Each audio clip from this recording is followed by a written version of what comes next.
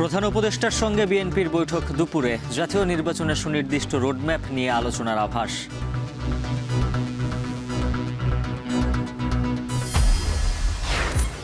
সড়ক মহাসড়কে ব্যাটারি রিকশায় বারবার দুর্ঘটনা, নিয়ন্ত্রণের প্রশ্নে নিশ্চুপ বিআরটিএ, দ্রুত কঠোর নীতিমালার তাগিদ। ব্যাটারির যে আমদানি, মোটরের যে আমদানি এবং চেসিসের জন্য যে রড এবং অ্যাঙ্গেল বাইরে থেকে আমদানি হচ্ছে, সেখানে নিয়ন্ত্রণ করতে হবে। ক্রয়াদেশ সংকটে চট্টগ্রামে টিকে থাকার লড়াইয়ে ছোট পোশাক কারখানা, ব্যবসায়িক সক্ষমতা হারিয়ে লোকসানের সংখ্যায় শিল্প মালিকরা।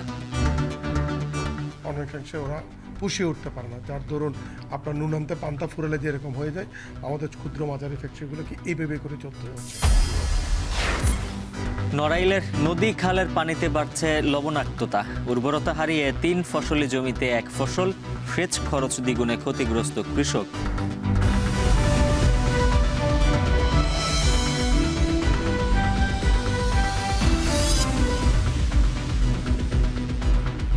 স্বাগত এখন বাজারে, পুরো আয়োজনের সঙ্গে আছে মুজ্জুল হাফিজ। অন্তর্বর্তী সরকারের প্রধান উপদেষ্টা ডক্টর মোহাম্মদ ইউনূসের সঙ্গে বিএনপির বৈঠক আজ দুপুর 12টায় প্রধান উপদেষ্টা সরকারি বাসভবন রাষ্ট্রীয় অতিথি ভবন যমুনায় এ বৈঠক অনুষ্ঠিত হওয়ার কথা রয়েছে। মঙ্গলবার বিএনপি চেয়ারপারসনের প্রেস উইং থেকে এ তথ্য জানানো হয়। বৈঠকে অংশ নেবেন বিএনপির মহাসচিব মির্জা ফখরুল ইসলাম আলমগীরের নেতৃত্বে দলের জ্যেষ্ঠ নেতৃবৃন্দ। বিএনপির সঙ্গে এই বৈঠকে জাতীয় নির্বাচনের সুনির্দিষ্ট রোডম্যাপ এবং নির্বাচন ঘিরে বিভ্রান্তি দূর করা নিয়ে আলোচনা হতে পারে। এছাড়াও নির্বাচন নিয়ে সরকারের মনোভাব, সংস্কার সহ দেশের বর্তমান রাজনৈতিক পরিস্থিতি নিয়েও আলোচনা হতে পারে বৈঠকে। এছাড়াও বৃহস্পতিবার জাতীয় ঐক্যমত্য কমিশনের সঙ্গে বিএনপির বৈঠক অনুষ্ঠিত হওয়ার কথা রয়েছে।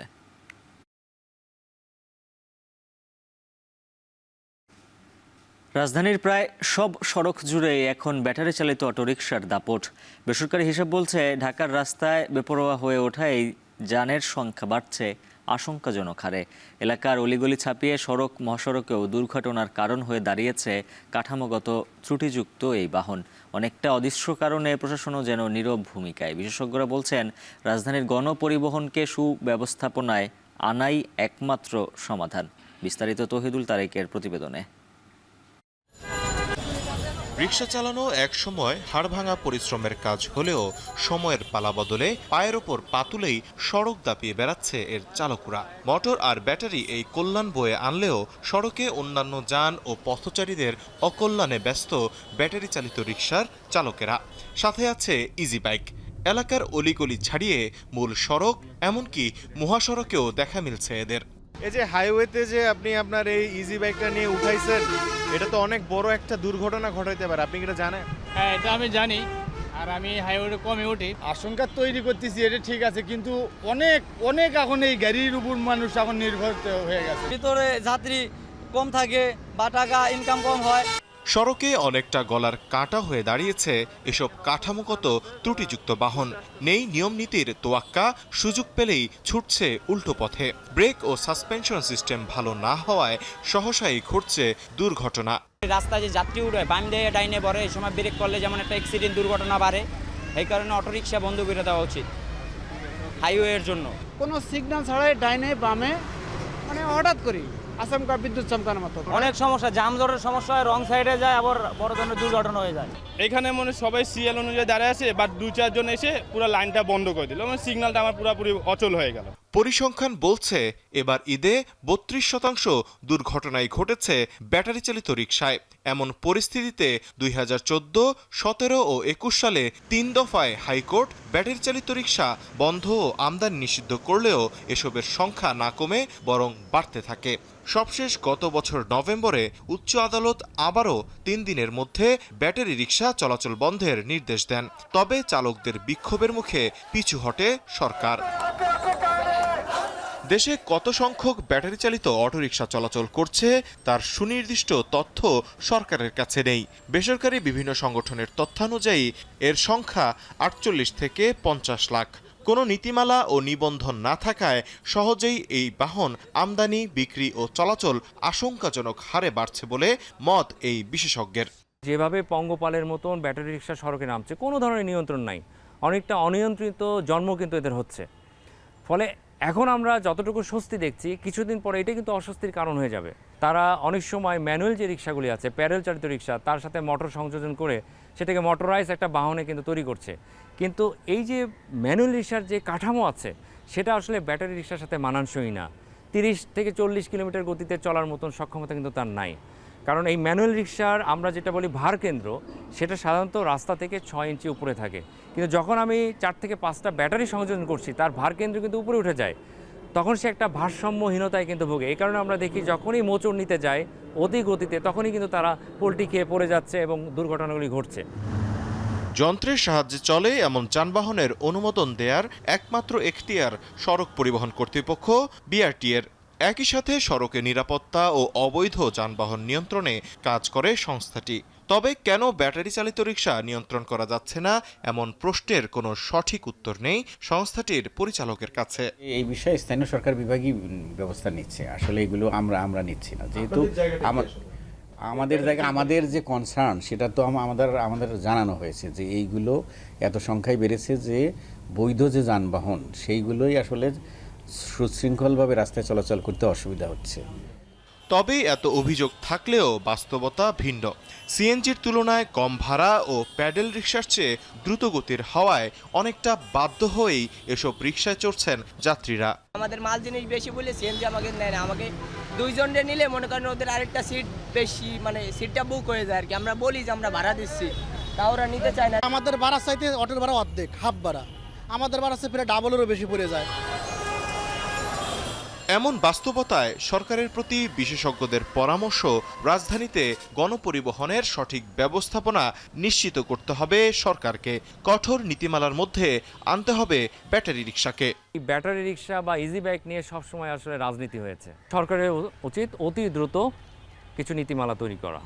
একটা হচ্ছে সংখ্যাতাত্ত্বিকভাবে তাদের বিচরণ ক্ষেত্র কী হবে, কী পরিমাণ আমি নিবন্ধন দিব, এটা ঠিক করতে হবে। এবং সবচেয়ে বড় কথা হচ্ছে সংখ্যাতাত্ত্বিকভাবে যদি নিয়ন্ত্রণ করতে হয়, আমার ইনপুটে কিন্তু বন্ধ করতে হবে। ব্যাটারির যে আমদানি, মোটরের যে আমদানি এবং চেসিসের জন্য যে রড এবং অ্যাঙ্গেল বাইরে থেকে আমদানি হচ্ছে, সেখানে নিয়ন্ত্রণ করতে হবে। ঢাকা শহরের রুটগুলোকে র্যাশনালাইজেশন করে প্রত্যেকটা রুটে কোম্পানি ভিত্তিক বাস চালাতে হবে, অর্থাৎ এক ছাতার নিচে বাসগুলি নিয়ে আসতে হবে। এখন যেভাবে চলছে একই রুটে বিভিন্ন কোম্পানি, আবার একই কোম্পানির মধ্যে বিভিন্ন মালিক, তারা কি করছে, সড়কে নেমে ক্যানাবলিজম করছে। তুলনামূলক কম ভাড়া ও দ্রুতগতির এই যান খুব অল্প সময়ে জনপ্রিয়তা পেলেও অবৈজ্ঞানিক কাঠামো এবং সড়কে বেপরোয়া হওয়ায় তাদের নিয়ন্ত্রণ করা এখন সময়ের দাবি। তবে বিশেষজ্ঞরা বলছেন এদের পেছনে থাকা রাজনৈতিক এবং ব্যবসায়িক ইন্ধন ধ্বংস করতে পারলেই কেবল তা সম্ভব হবে সরকারের পক্ষে। তৌহিদুল ইসলাম তারেক, এখন, ঢাকা। ফরিদপুরে সড়ক মহাসড়কে বড় বড় দুর্ঘটনায় প্রাণহানির ঘটনায় স্থানীয় প্রশাসনের পক্ষ থেকে তদন্ত কমিটি করা হয়, কিন্তু এসব কমিটির দেয়া একটি সুপারিশও দেখেনি আলোর মুখ। এতে ক্ষুব্ধ ফরিদপুরের বিভিন্ন শ্রেণী পেশার মানুষ। মফিজুর রহমান শিপনের প্রতিবেদনে থাকছে বিস্তারিত। 2023, 2024 এবং সর্বশেষ 2025 সালে ঘটে যাওয়া কেবলমাত্র 3টি দুর্ঘটনাতেই ফরিদপুরে প্রাণ হারিয়েছেন 29 জন, আহত হয়েছেন শতাধিক। 3টি দুর্ঘটনায় প্রশাসনের পক্ষ থেকে 3টি পৃথক তদন্ত কমিটি গঠন করা হয়। হাইওয়ে এক্সপ্রেসওয়েতে কন্ট্রোল ক্যামেরা স্থাপন, ফিটনেসবিহীন গাড়ি চলাচল বন্ধে তদারকি, এক্সপ্রেসওয়ের প্রত্যেক পয়েন্টে মনিটরিং টিমের নজরদারি, বিনা ড্রাইভিং লাইসেন্সে গাড়ি না চালানোর বিষয়টি নিশ্চিত করা সহ বেশ কয়েকটি সুপারিশ করে তদন্ত কমিটি। তবে এসব সুপারিশের একটিরও বাস্তবায়ন চোখে পড়েনি। সড়ক মহাসড়কে আইন না মেনে বেপরোয়াভাবে যান চলাচলের কারণে থামছে না মৃত্যুর মিছিল। অনেকের দাবি, দুর্ঘটনা প্রতিরোধে তদন্ত কমিটির দেয়া সুপারিশগুলো সঠিকভাবে বাস্তবায়ন হলে প্রাণহানির সংখ্যা কমিয়ে আনা যেত। তদন্ত কমিটি তদন্ত করেন এবং বেশ কিছু সুপারিশমালা প্রণয়ন করেন, কিন্তু সেই সুপারিশমালা কেন যেন রেড ট্যাপিজমের মধ্যে পড়ে যায়। লাল ফিতার দৌড়াতে সেই সুপারিশমালা আলোর মুখ দেখে কিনা এই ধরনের কোনো ফলো আপ কিন্তু আমরা দেখতে পাই না। সব না হলেও কিছু সুপারিশ যদি আমরা প্রতিপালন করতে পারতাম, যদি মানা হতো, তাহলে কিন্তু এই মানুষের এই মৃত্যুর মিছিল কিন্তু বাড়ত না। বেশিরভাগ ক্ষেত্রেই দ্রুতগতি ও চালকদের একে অপরকে ছাড়িয়ে যাওয়ার মানসিকতা সড়ক দুর্ঘটনার মূল কারণ। জনবল সংকটের কথা জানিয়ে হাইওয়েতে তদারকি বাড়ানোর আশ্বাস দিলেন এই হাইওয়ে পুলিশ কর্মকর্তা। সুপারিশগুলো বাস্তবায়ন হওয়া কঠিন বলে জানালেন জেলা প্রশাসক। অতিরিক্ত গতিতে ওভারটেকিং করার কারণেই এই দুর্ঘটনা ঘটছে। আমাদের 4টা রাস্তা ভাঙান, আমরা এক এক সময় এক এক দিকে, এদিকে 1 ঘন্টা করলে ওদিকে ওই অন্য রোডে 1 ঘন্টা করে। আমরা প্রতিনিয়ত কাগজ চেকিং করি এবং কাগজ যদি কারোর থাকে তাহলে তাদের বিরুদ্ধে ব্যবস্থা নেওয়া হয় এবং আবার স্পিডের জন্য প্রতিদিন মামলা। এই সুপারিশ বাস্তবায়নের সাথে সংশ্লিষ্ট যে সংস্থাগুলো আছে সবাইকে নিয়ে আমরা একসাথে বসবো এবং বসে আমরা কর্মপন্থা বা কর্মপদ্ধতি বের করব। বের করে এই ধরনের যে দুর্ঘটনাগুলো বারবার ঘটছে সেগুলো যেন না ঘটে সেই ধরনের আমরা ব্যবস্থা নেব। তদন্ত কমিটির দেওয়া সুপারিশগুলো দ্রুত বাস্তবায়নের দাবি ফরিদপুরবাসীর। এখন ফরিদপুর। রাজধানীর জিগাতলায় চাঁদাবাজির অভিযোগে আশরাফুল ইসলাম নামে এক যুবককে আটক করেছে ধানমন্ডি মডেল থানা পুলিশ। মঙ্গলবার জিগাতলায় ইবনে সিনা হাসপাতালের সামনে পার্কিং থেকে আশরাফুলের চাঁদা তোলার ভিডিওটি সামাজিক যোগাযোগ মাধ্যমে ছড়িয়ে পড়ে। ভিডিওতে দেখা যায় জোর করে একটি প্রাইভেট কার থেকে রসিদ দিয়ে চাঁদা আদায় করছে যুবকটি। এ সময় আটক যুবককে ভুক্তভোগীদের হুমকিও দিতে দেখা যায়। পরে মঙ্গলবার রাতেই তাকে আটক করে ধানমন্ডি মডেল থানা পুলিশ। অর্ডার সংকট, পণ্য উৎপাদন ও ব্যবসার খরচ বাড়ায় চ্যালেঞ্জের মুখে পড়েছে চট্টগ্রামের ক্ষুদ্র মাঝারি প্রায় অর্ধশত পোশাক শিল্প কারখানা। উদ্যোক্তারা বলছেন, প্রতিনিয়ত নতুন নতুন চ্যালেঞ্জ মোকাবিলা করে বড় বড় শিল্প গ্রুপ টিকে থাকলেও ছোট কারখানা মালিকরা আর্থিক সংকট ও লোকসানে রুগ্ন হয়ে পড়েছে। এসব কারখানা ও বিপুল সংখ্যক শ্রমিকদের কর্মসংস্থান নিশ্চিতে আলাদা করে ভাবতে হবে সরকারকে। আরও জানাচ্ছেন হাজেরা শিউলি। বকেয়া বেতন, শ্রমিক ছাঁটাইয়ের প্রতিবাদ সহ নানা ইস্যুতে রোজার ঈদের আগ থেকেই বিক্ষোভে নামে চট্টগ্রাম ইপিজেডের কয়েকটি কারখানার শ্রমিকরা। সড়ক অবরোধ, কারখানা ভাঙচুর, শ্রমিকদের দুই পক্ষের সংঘর্ষে উত্তেজনা ছড়ায় চট্টগ্রামের রফতানি প্রক্রিয়াকরণ অঞ্চলে। বিশেষ করে JMS, Excelsior Shoes, JW Apparels, Jehang Medical সহ বেশ কয়েকটি কারখানায় কয়েকদিন টানা আন্দোলন চলে। গত মাসে বেতন দিতে সমস্যা তৈরি হবে এমন পোশাক কারখানার তালিকা করে শিল্প পুলিশ। অর্ডার সংকট, ক্রেতা থেকে যথাসময়ে টাকা না পাওয়া, ব্যাংকিং জটিলতা সহ সমস্যাগ্রস্ত 44টি কারখানাকে চিহ্নিত করে তারা, যেখানে কর্মসংস্থান প্রায় 1.5 লাখ শ্রমিকের। রাজনৈতিক পট পরিবর্তনে আওয়ামী রাজনীতির সাথে সরাসরি সম্পৃক্ত ব্যবসায়ীদের অনেকে গা ঢাকা দেয়ায়ও সংকট তৈরি হয়েছে। যদিও শিল্প পুলিশ বলছে কিছু কারখানায় শ্রম অসন্তোষ সৃষ্টি হলেও সমাধান করা হয়েছে। দুই একটা ব্যাংক আছে এই পরিবর্তিত পরিস্থিতিতে এসে তারা হয়তোবা বিভিন্ন ফাইন্যান্সিয়াল ক্রাইসিস পড়ছে, যার জন্য ওই ব্যাংকগুলা ওই ফ্যাক্টরিগুলোকে আপনার তাদের যে ট্রানজ্যাকশনটা ফিনান্সিয়াল লেনদেনটা এটা সঠিকভাবে করতে পারছে না, সেই জন্য কিছু কিছু ফ্যাক্টরি আবার সাফার করছে। ব্যবসায়ীরা বলছেন, বৈশ্বিক মন্দায়, অর্ডার সংকট, প্রতিযোগিতায় দাম কমে যাওয়া, বাড়তি জ্বালানি ও পরিবহন খরচ, সেই সঙ্গে ব্যাংকের সুদ টানতে গিয়ে রুগ্ন হয়ে পড়ছে অনেক কারখানা। এছাড়া শুল্ক সংক্রান্ত জটিলতা, শিল্পের কাঁচামাল খালাসে দেরি ও সরকারের নীতি সহায়তার অভাবেও চ্যালেঞ্জের মুখে পড়তে হচ্ছে প্রতিনিয়ত। এফওবি যারা যেভাবে করে ডিরেক্ট বাইরের সাথে যে লিঙ্ক আপ আছে যেভাবে প্রাইস পায়, কিন্তু ক্ষুদ্র মাঝারি ফ্যাক্টরিগুলো ওভাবে পায় না। বাট তাদের খরচগুলো কিন্তু ঠিকই, কিন্তু আপনার বড়দের মতো খরচ ওটা। তো সুতরাং ওদের সাথে পাল্লা দিয়ে আসতে গেলে কিন্তু ওদের অনেকাংশে ওরা পুষিয়ে উঠতে পারে না, যার দরুন আপনার নুনান্তে পান্তা ফুরালে যেরকম হয়ে যায়, আমাদের ক্ষুদ্র মাঝারি ফ্যাক্টরিগুলোকে এইভাবে করে চলতে হচ্ছে। ক্লিয়ারিং এসে আমাদেরকে অনেক জটিলতার সম্মুখীন, এইচএস কোডের সমস্যা পড়তেছে আমরা। এই জিনিসগুলো নীতি সহায়তা সরকার থেকে আমরা আরও বেশি চাই। এটা না হলে স্মুথলি যদি আমরা ব্যবসা করতে না পারি, ইজি অফ ডুইং বিজনেসে যদি আমরা আগাতে না পারি, তাহলে এই সমস্যাগুলো দিন দিন বাড়বে, কমবে না। শিল্প উদ্যোক্তারা বলছেন, নতুন নতুন চ্যালেঞ্জ মোকাবিলা করে বড় বড় শিল্প গ্রুপ টিকে আছে। তবে ক্রমবর্ধমান খরচের সাথে নানা খাতে প্রতিনিয়ত হিডেন কস্ট বাড়লেও মুনাফা না হওয়ায় টিকে থাকার সক্ষমতা হারাচ্ছে বেশিরভাগ ছোট ও মাঝারি কারখানা। বিভিন্ন জায়গায় বিভিন্ন অফিসের সাথে তাদেরকে কনভিন্স করতে হয়, সবগুলো করে এসে এখানে দেখা যায় আপনার প্রোডাক্টের মধ্যে ওয়ারফেন চলে আসতেছে। পোর্ট আবার এমনভাবে কাজ করছে, তারা দেখা যাচ্ছে যে নির্দিষ্ট সময়ের পরে যদি আপনি মাল না নেন 3 গুণ 4 গুণ পর্যন্ত পেনাল্টি দিচ্ছে। মোট কথা সব জায়গার মধ্যেই to expenditure to do business expenditure is too high. চট্টগ্রামে মোট পোশাক কারখানার সংখ্যা প্রায় 6 শতাধিক হলেও বর্তমানে চালু আছে 528টি কারখানা।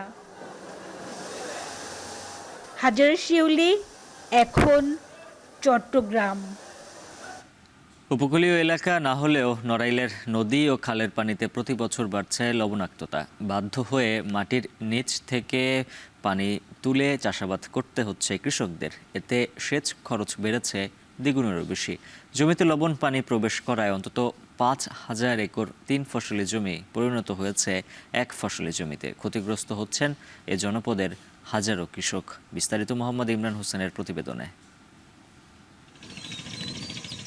968 বর্গ কিলোমিটার আয়তনের কৃষি প্রধান জেলা নড়াইল। বিল ও ঘেরবেষ্টিত এ জনপদের মানুষের প্রধান জীবিকার উৎস কৃষি ও মৎস্য চাষ।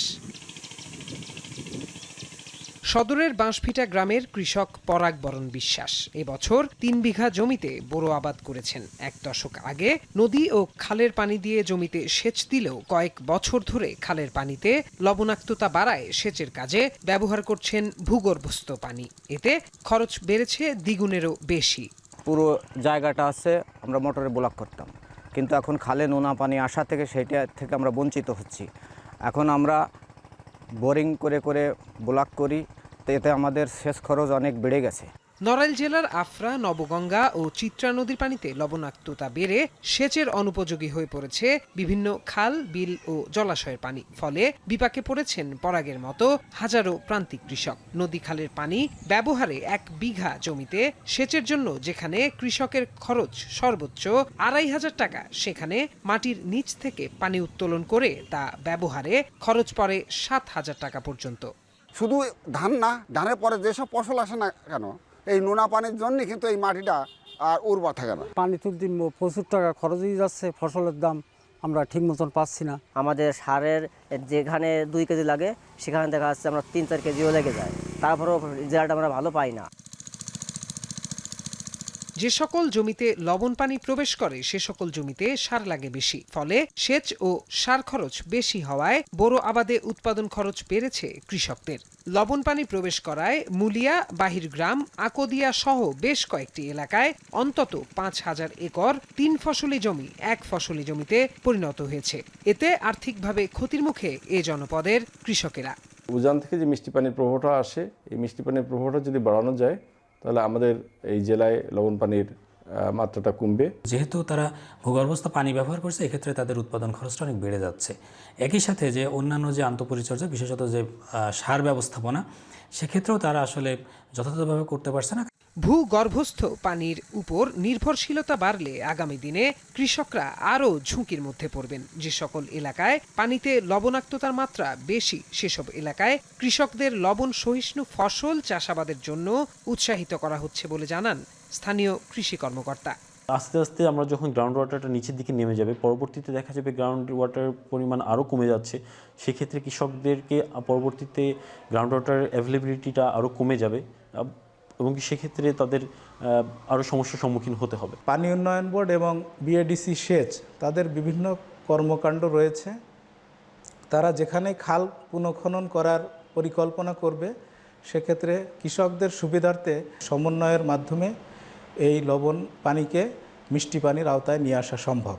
কৃষি বিভাগের তথ্য অনুযায়ী কৃষি জমিতে সেচ উপযোগী পানিতে লবণের স্বাভাবিক মাত্রা ধরা হয় 0.75 ডিএস প্রতি মিটার। অথচ জেলার বিভিন্ন এলাকায় নদী ও খালের পানিতে লবণাক্ততার মাত্রা 1.75 ডিএস প্রতি মিটার পর্যন্ত পাওয়া গেছে। এখন নড়াইল। ভারী বর্ষণ ও উজানের ঢলের পূর্বাভাসের পর আতঙ্ক নিয়ে দ্রুত ধান কাটছেন সুনামগঞ্জের হাওরের কৃষকরা। কষ্টার্জিত ফসল ঘরে তুলতে শ্রমিকের পাশাপাশি ব্যবহার হচ্ছে হারভেস্টার মেশিন। এ নিয়ে বিস্তারিত জানাতে সুনামগঞ্জের হাওর থেকে যুক্ত আছেন সহকর্মী লিপসন আহমেদ। লিপসন, জানাবেন নির্দেশনার পর কত হাজার হেক্টরের ধান কাটা হলো, আর জরুরি পরিস্থিতি মোকাবিলায় কৃষি বিভাগ ও প্রশাসনের পক্ষ থেকে কী উদ্যোগ নেওয়া হয়েছে?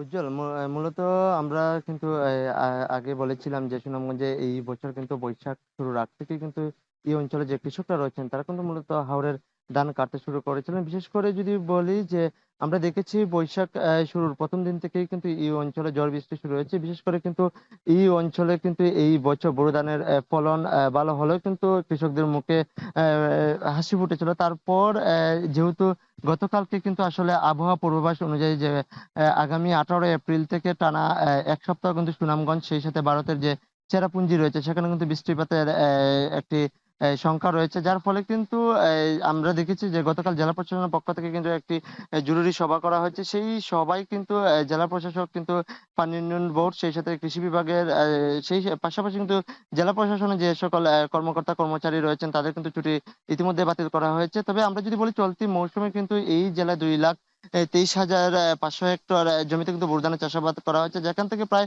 13 লাখ মেট্রিক টন চাল উৎপাদনের কথা রয়েছে, যার বাজার মূল্য প্রায় 4,500 কোটি টাকা। তবে এখানকার কৃষকরা যেটি বলছেন যে প্রথম দিকে যদি তারা কিছুটা আনন্দের মধ্যে থাকলেও কিন্তু ইতিমধ্যে পূর্ব হাওড় এলাকা কিন্তু আসলে থমকে গেছে, কারণ তারা যখনই আসলে শুনেছেন ভারতের চেরাপুঞ্জিতে আসলে বৃষ্টিপাত হবে সেই ক্ষেত্রে কিন্তু তারা হাওড়ের যে ধান রয়েছে সেটা কিন্তু আসলে দ্রুত কাটার চেষ্টা করছেন। পাশাপাশি কৃষি বিভাগ যেটি বলছে যে ইতিমধ্যে কিন্তু প্রায় 700 হারভেস্টর মেশিন কিন্তু আসলে মজুত রাখা হয়েছে, তার মধ্যে কিন্তু 2 থেকে 250 মেশিন কিন্তু পুরো হাওড় অর্থাৎ 12টি উপজেলা 137টি হাওড়ে কিন্তু আসলে যে ধানগুলো আসলে পেকেছে সেই ধান তারা কাটছেন। পাশাপাশি কৃষি বিভাগ যেটি বলছে যে 80 ভাগ ধান কর্তন হওয়ার সাথে সাথে যাতে কৃষকরা কাটেন সেদিকে তারা আজকে যেহেতু পুরো হাওড় এলাকায় কিন্তু একটি মাইকিং করার কথা রয়েছে।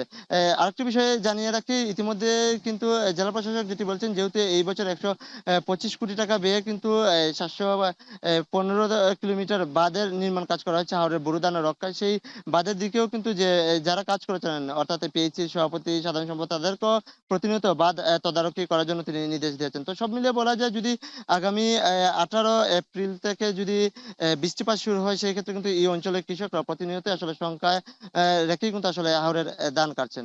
উজ্জ্বল। সুনামগঞ্জ থেকে যুক্ত ছিলেন সহকর্মী লিপসন আহমেদ। সাতক্ষীরায় এবছর দ্বিগুণ জমিতে তরমুজের চাষ হয়েছে। অল্প সময়ে বেশি লাভ হওয়ায় এই ফল চাষে আগ্রহ বাড়ছে কৃষকের। এছাড়া উৎপাদিত এসব তরমুজ বিক্রিকে কেন্দ্র করে গড়ে উঠেছে নতুন বাজার, যেখানে প্রতিদিন বেচাকেনা হচ্ছে 1.5 কোটি টাকার তরমুজ। সাতক্ষীরা থেকে আহসান রাজীবের প্রতিবেদন, ক্যামেরায় ছিলেন মাসুদ রানা। সাতক্ষীরার শ্যামনগর আর আশাশুনির মাঠ জুড়ে এখন সবুজের সমাহার। সবুজ লতার ফাঁকে ফাঁকে উকি দিচ্ছে তরমুজ।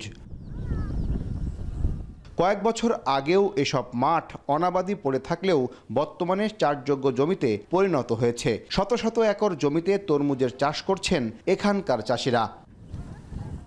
স্থানীয় চাষিরা বলছেন মূলত ড্রাগন ও জাম্বু গোয়ালিয়া জাতের তরমুজের বেশি চাষ করেন তারা। আকারে ছোট হলেও সুস্বাদু হওয়ায় বাজারে চাহিদা রয়েছে ভালো। প্রতিকূল আবহাওয়ার মধ্যেও প্রতি বিঘায় উৎপাদন হয় 60 থেকে 80 মণ তরমুজ। আর খরচের তুলনায় লাভ দ্বিগুণ হওয়ায় চাষে আগ্রহ বাড়ছে কৃষকের। তবে চলতি বছর মজুরি, সার ও বীজের দাম বেশি হওয়ায় আর মিঠা পানির সংকট থাকায় চাষ কিছুটা ব্যাহত হয়েছে। বর্তমান সময় যতগুলো ফসল আবাদ করা হয় তার মধ্যে তরমুজ একটা লাভজনক ফসল। তরমুজ একটি লাভজনক ব্যবসা, কিন্তু সরকার যদি বীজটা একটু ভালো দিত তাহলে কৃষক আরও লাভবান হতো। তরমুজ চাষে বিঘা প্রতি 5টা চাষ লাগে, 5টা চাষে বিঘা প্রতি 1500 টাকা খরচ হয়। আমাদের পানিটা নোনা পানি, তো আমাদের সামনে যে একটা নদী আছে, নদী যদি বৃষ্টি পানি ধরে রাখা হয় তাহলে আমাদের ফসল করতে খুব সুবিধা হবে।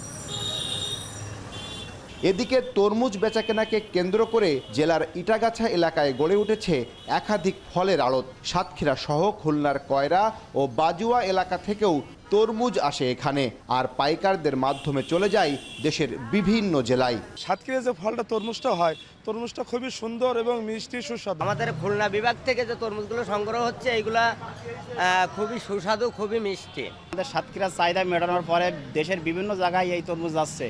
কৃষি বিভাগ বলছে চাষের জন্য উপকূলীয় এলাকার বিলগুলোতে মিনি পুকুর খনন করা হয়েছে, যেখানে বৃষ্টির পানি সংরক্ষণ করে সেচ কাজে ব্যবহার করা হচ্ছে।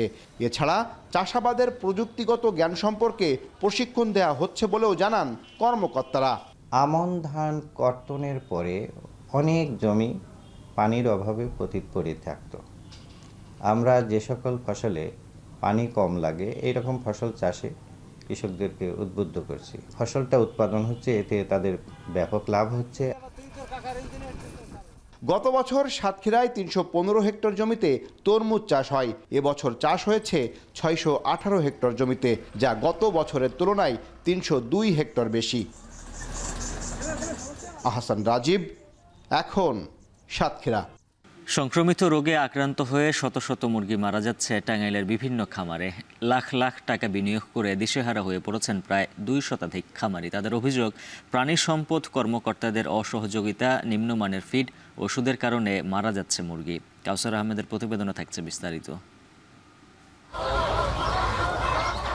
গত রোজার শুরুতেই ডিমের চাহিদা কমায় ক্ষতিগ্রস্ত হয় খামারিরা। এর মধ্যে ঈদের কিছুদিন আগে থেকে টাঙ্গাইলের গোপালপুর, ভুইয়াপুর, কালীহাতি সহ বিভিন্ন উপজেলার খামারে নতুন সংক্রমণে আক্রান্ত হচ্ছে মুরগি, ফলে মারা যাচ্ছে শত শত মুরগি। খামারিরা জানান, যেভাবে মুরগি মারা যাচ্ছে এর মধ্যে রানীক্ষেত, গাম্বরু সহ পূর্ব পরিচিত কোনো রোগের লক্ষণ নেই। কয়েকদিন ঝিমিয়ে থাকার পর মারা যাচ্ছে খামারের শত শত মুরগি। এতে ঋণ করা অনেক খামারই দিশেহারা হয়ে পড়ছে। 1 মাস 4 দিন বয়সে ঠাসঠাসি পরে পরে মরে গেল 2 দিনের মধ্যে। আর বড় মুরগিগুলো খাসির মধ্যে বসে মরে থাকে। পানি সম্পদ অফিসে মনে করেন যে গেলে ওই মুরগি নিয়ে গেলে কর্মচারীটা কাটে এরা কি লেখে ওই ওষুধে খাওয়ান গা, পরে কোনো সমাধান হয় না। ডিমের দাম কম, খাদ্যের দাম বেশি, ওষুধপাতির দাম বেশি, ঠিকমতো চিকিৎসা পাচ্ছে না। রোগ ধরতে পারে না, মেলা ওই ডাক্তারখানায় নিয়ে গেছি, ওই কত কয়েছে ভাইরাস হয়েছে, কত কয়েছে বাট হয়েছে, এক একজনের এক একটা বলা। ডাক্তার দেয় ওষুধ খাওয়াইতে মাসে 1.5 লাখ ওষুধ খাইছে। মুরগি এখনো মনে হয় আজকে 5-6 মরছে। এমনি ওষুধ কোনো কাজ করে না। মুরগি মারা গেছে 1-1.5 মুরগি মারা গেছে, মানে 2 লক্ষ টাকার মতো ওষুধ লাগছে। এইভাবে হয়েছে কি মুরগি এখনো পুরা সুস্থ না। অর্থনীতিবিদরা বলছেন, দ্রুত ব্যবস্থা না নিলে একদিকে যেমন নতুন উদ্যোক্তা ঝরে পড়বে, অপরদিকে দাম বাড়বে মুরগি ও ডিমের, যার প্রভাব পড়বে প্রান্তিক অর্থনীতিতে। প্রান্তিক পর্যায়ে অনেকেই বিভিন্ন ধরনের ধার দেনা করে, উচ্চ সুদে ঋণ করে এখানে বিনিয়োগ করে থাকেন। তো এ ধরনের রোগ যদি আসে, তখন দেখা যাচ্ছে যে তার যে ক্যাশ মানি যেটা, সেটা আর থাকে না। হঠাৎ ঋতু পরিবর্তন ও ঠান্ডাজনিত কারণে রানীক্ষেত রোগে আক্রান্ত হয়ে মুরগি মারা যাচ্ছে। আর সংক্রমণ রোধে খামারিদের সব ধরনের সহযোগিতা দেওয়া হচ্ছে বলে জানান প্রাণী সম্পদ কর্মকর্তা। গত অক্টোবর মাস থেকে মাঠ পর্যায়ে শীতের যখন শেষের দিকে হয় বা পিক পর্যায়ে, তখন আমরা ধারণা করি যে কিছু রোগের প্রাদুর্ভাব হতে পারে। তখন থেকে আমরা ব্যাকয়ার্ড ভ্যাকসিনেশন, খামারিদের অ্যাওয়ারনেস, উঠান বৈঠক এবং বিভিন্ন স্টেক হোল্ডারদের নিয়ে মিটিং আমরা করেছি। বিক্ষিপ্তভাবে কিছু রানীক্ষেত রোগ পেয়েছি, সেগুলো আলহামদুলিল্লাহ এখনও নিয়ন্ত্রণে। খামারিদের দাবি, জেলায় চলমান মহামারীতে ইতোমধ্যে 500 খামারে অন্তত 5 লাখ মুরগি মারা গেছে।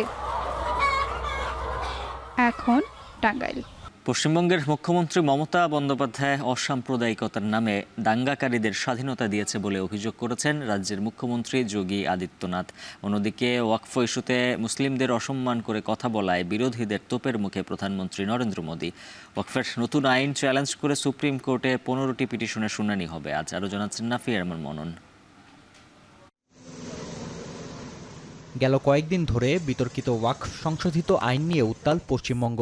এর মধ্যেই আগুনে ঘি ঢাললেন যোগী আদিত্যনাথ।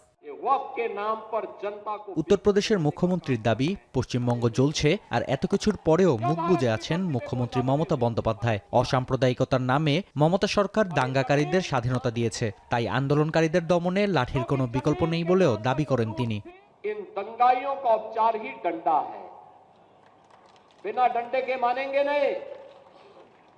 आप देख रहे होंगे बंगाल जल रहा है, वहां की मुख्यमंत्री चुप है, दंगाइयों को शांति दूत कहती है। अरे लातों के भूत बातों से कहां मानने वाले हैं। এদিকে মুসলিমদের ছোট করে কথা বলার অভিযোগ উঠেছে খোদ দেশটির প্রধানমন্ত্রীর বিরুদ্ধে। সোমবার হরিয়ানায় এক অনুষ্ঠানে যোগ দিয়ে নরেন্দ্র মোদী বলেন, সৎপন্থায় ওয়াকফের সম্পদ ব্যবহার করা হলে মুসলিম যুবকদের টায়ারের পাংচার ঠিক করে উপার্জনের প্রয়োজন পড়তো না। वक्फ के नाम पर लाखों हेक्टेयर जमीन पूरे देश में है और आज ईमानदारी से उसका उपयोग हुआ होता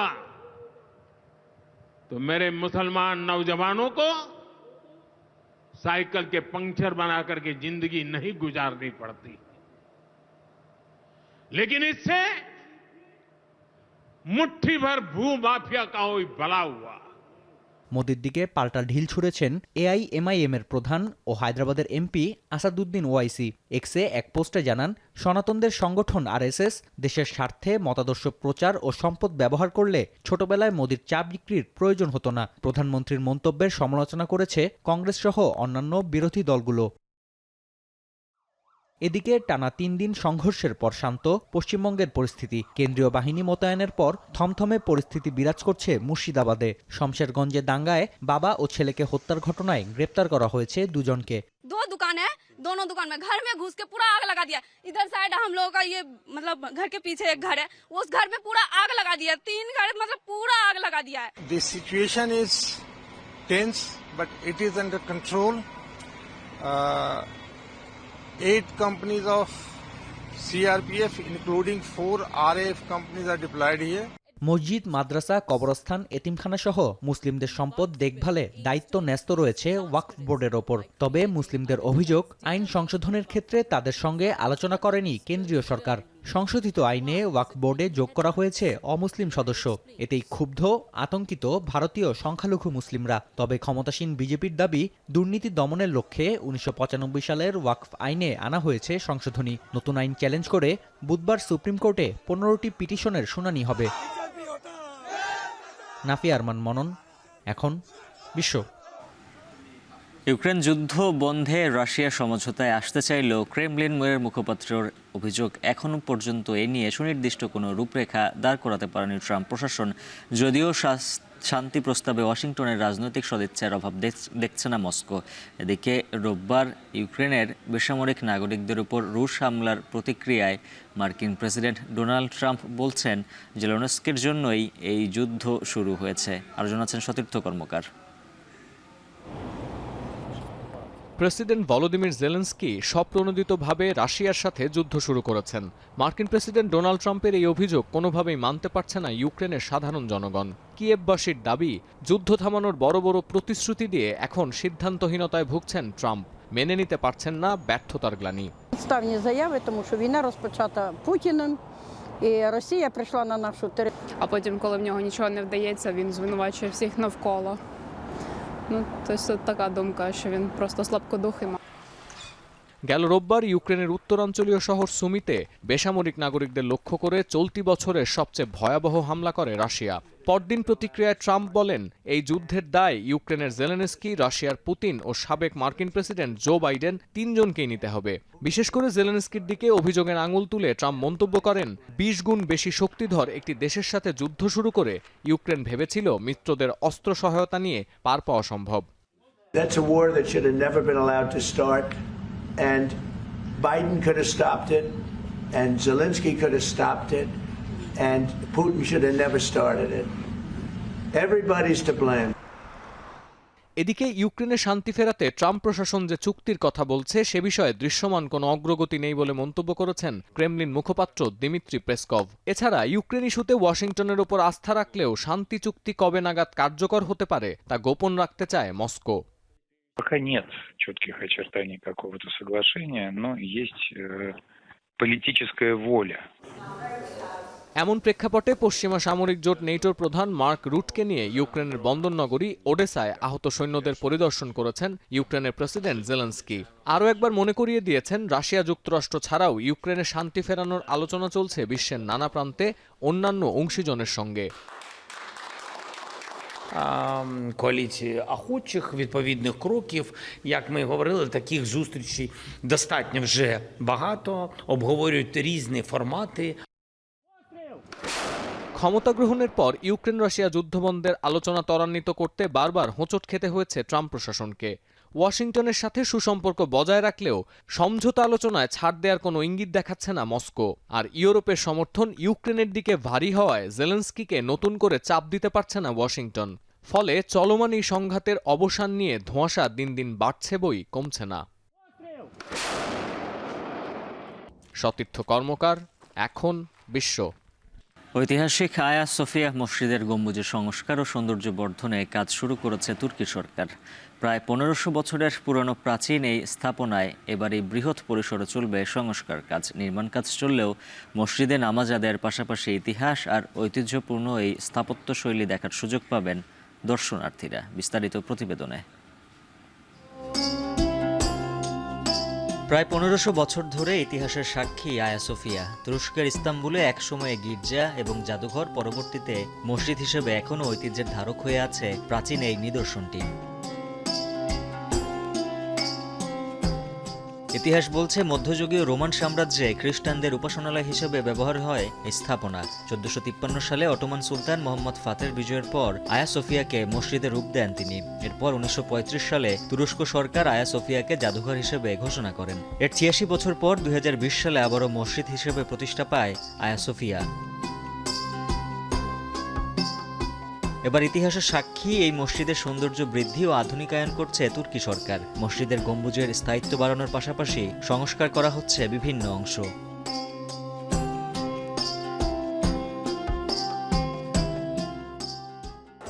যদিও প্রায় 1500 বছর বাদে এসেও আয়া সোফিয়ার নির্মাণশৈলী এখনও মুগ্ধ করে দর্শনার্থীদের। মসজিদ হলেও সব ধর্মের মানুষই প্রবেশ করতে পারেন এখানে। আয়া সোফিয়ার ভেতরে থাকা চোখ ধাঁধানো ঝাড়বাতি ও ইসলামিক নির্মাণশৈলীতে মুগ্ধ হন দর্শনার্থীরাও। ইতিহাসবিদ ও স্থাপত্য শিল্পীরা বলছেন, সকল সংস্কার প্রক্রিয়া শেষে ইতিহাসে একটি নতুন ও গুরুত্বপূর্ণ অধ্যায় উন্মোচন করবে এই স্থাপনা। Çeşitli restorasyonlara sahne oldu. Hem Bizans döneminde hem Osmanlı döneminde. Tabii ki çok eski olanların tarihi kayıtlarını çok iyi bilemiyoruz. Hani çok kadar kapsamlı mıydı değil miydi ama orada gördüğünüz pencere seviyelerine çıktığında dış platform oluşturulmaya başlanacak ve demin söylemiş olduğum gibi kubbenin aslında sahip olması gerektiği sahip olmadığı depremlerden ötürü, onarımlardan ötürü homojen olmayan üst örtüsünün। এদিকে সংস্কার কাজ চলাকালীন সময়েও মসজিদটিতে নামাজ আদায়ের পাশাপাশি খোলা থাকবে দর্শনার্থীদের জন্য। তুরস্কের সংস্কৃতি ও পর্যটন মন্ত্রণালয়ের তথ্য বলছে, 2015 ও 2019 সালে দেশটির সবচেয়ে জনপ্রিয় পর্যটন স্থান হিসেবে তালিকার শীর্ষে ছিল আয়া সোফিয়া মসজিদ। উজ্জ্বল হাফিজ, এখন বিশ্ব। খেলার খবর। দীর্ঘ বিরতির পর আবারও সুদিনের ডাক ঐতিহ্যবাহী মোহামেডানে ঢাকা প্রিমিয়ার লিগে আছে শিরোপার দৌড়ে। তবে জাতীয় দলে যোগ দেয়ায় সুপার 6-এ তারা পাচ্ছে না মূল একাদশের 4 ক্রিকেটারকে। তবে সব প্রতিবন্ধকতা ছাপিয়ে চ্যাম্পিয়ন হওয়ার লক্ষ্যই দলটির। আরও জানাচ্ছেন ওয়াসিউল হক পান্থ। তামিম ইকবাল, মুশফিকুর রহিম, মাহমুদুল্লাহ রিয়াদ, দেশের ক্রিকেটের 3 পাণ্ডব সহ দলে যেন তারার মেলা বসিয়েছে মোহামেডান। যদিও ঢাকা প্রিমিয়ার লিগে নিজেদের প্রথম ম্যাচে হেরে বসে নবাগত গুলশান ক্লাবের বিপক্ষে। তবে ঠিকই ঘুরে দাঁড়ায় তারা। মাঝে গাজী গ্রুপের বিপক্ষে পা হরকালেও প্রথম রাউন্ড শেষে আবাহনীকে হারিয়ে সমান পয়েন্ট নিয়ে সুপার 6-এ পা রেখেছে দলটি। চ্যাম্পিয়নের আসল লড়াইয়ে নামার আগেই জাতীয় দলের এক ঝাঁক ক্রিকেটার ছাড়ছেন মোহামেডান শিবির। যদিও আগেই বিকল্প পরিকল্পনা সাজিয়ে রাখার কথা জানালেন এই ক্লাব কর্তা। এতটা সিভিরিটি চিন্তা করিনি আমরা, যে এতগুলো 5টা প্লেয়ার চলে যাবে আমরা চিন্তা করি নাই। আমরা যখন দল গঠন করেছি তখনই আমরা প্রায় 18 জন 19 জনের প্লেয়ার টিম করেছি। আমরা ওই হিসাব করেই আমরা টিম করেছিলাম যে কার রিপ্লেসমেন্ট কি হতে পারে, ওইটা প্ল্যান করেছিল। মাঝে অনাকাঙ্ক্ষিতভাবে অসুস্থ হন নিয়মিত অধিনায়ক তামিম ইকবাল। সুপার 6-এ দেশসেরা ওপেনার ও নিয়মিত পারফর্মার অঙ্কনের অনুপস্থিতি ভোগাবে বলে মানছেন ক্লাব কর্তা। বাট লিটনকে পিএসএল-এ ছুটি দেওয়ার জন্য এই একটা বড় গ্যাপ হয়ে গেছে। অঙ্কন চান্স পেয়েছে। আর একটা বড় অ্যাক্সিডেন্ট, তামিমের অ্যাক্সিডেন্টের জন্য আমরা এই দুইটা জায়গা আমরা আসলে শূন্যস্থান পূরণটা করাটা ভেরি টাফ হয়ে গেছে আমাদের জন্য। দলের শক্তি কিছুটা কমলেও চ্যাম্পিয়নশিপের আশা ছাড়ছেন না শিপন। তবে পরের রাউন্ডে জাতীয় দলের ক্রিকেটাররা না থাকায় নতুনদের জন্য সুযোগ হিসেবে দেখছেন এই কর্মকর্তা। ভালো সুযোগ বলতে পারেন, বিকজ যারা আছে বাকি যে টিমগুলো যে সুপার লিগে উঠবে বা উঠছে তাদের ভিতর থেকে ওরকম র্যান্ডম বেসিসে প্লেয়ার যাচ্ছে না। তো তাদের ম্যাক্সিমাম টিমই ইনট্যাক্ট থাকছে, বা একটা দুইটা প্লেয়ার যেটা হার্ডলি যাচ্ছে। So it's a very good chance for them also ওইখানটায় সুপার লিগে। লিস্ট এ মর্যাদা পাওয়ার পর থেকে কখনো ঢাকা প্রিমিয়ার লিগ জিততে পারেনি মোহামেডান। এবার শিরোপা খরা কাটানোতেই সব মনোযোগ মতিঝিল পাড়ার দলটির। ওয়াসিউল হক পান্থ, এখন ঢাকা।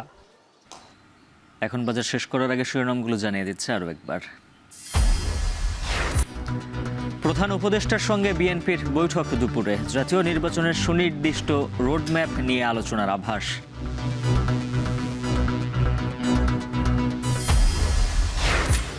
সড়ক মহাসড়কে ব্যাটারি রিকশায় বারবার দুর্ঘটনা, নিয়ন্ত্রণের প্রশ্নে নিশ্চুপ বিআরটিএ, দ্রুত কঠোর নীতিমালার তাগিদ।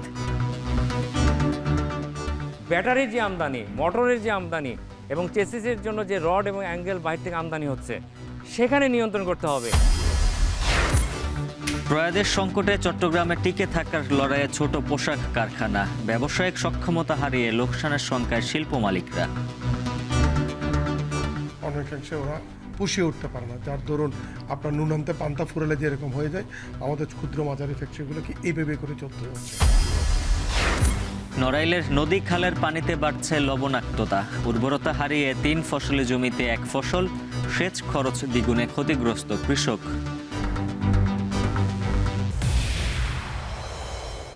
আর এই ছিল এখন বাজারের আয়োজন। এখন টেলিভিশন ওয়েবসাইটে দেখুন এখন.টিভি, ফেসবুকে দেখুন facebook.com/tv.এখন, আর ইউটিউবে দেখুন youtube.com/c/echontv।